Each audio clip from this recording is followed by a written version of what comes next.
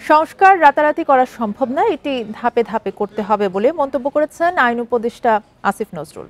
সকালে মহানগর দায়রা আদালতে পারিবারিক আদালতের উদ্বোধন অনুষ্ঠানে কথা বলেন তিনি।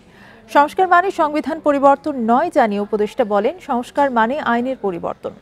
২১টি সংস্কার নিয়ে কাজ করছে আইন মন্ত্রণালয়। তিনি আরো বলেন, আগামী ৫ বছরের মধ্যে অর্ধেকের বেশি মামলার জট কমে যাবে, আর ১/৩ মামলা আইনি সহায়তার মাধ্যমে কমবে। অন্তর্বর্তী সরকার এই রেজিস্ট্রেশন প্রক্রিয়া শুরু করে দিয়ে যাবে বলেও জানান তিনি।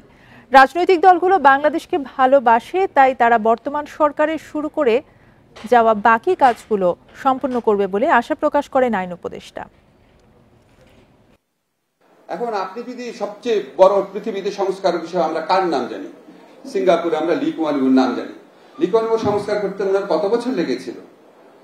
মিনিমাম 10 বছর লেগেছিল।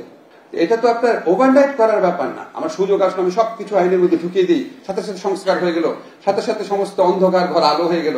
এ তো এরকম মানে এরকম কিছু ব্যাপার না।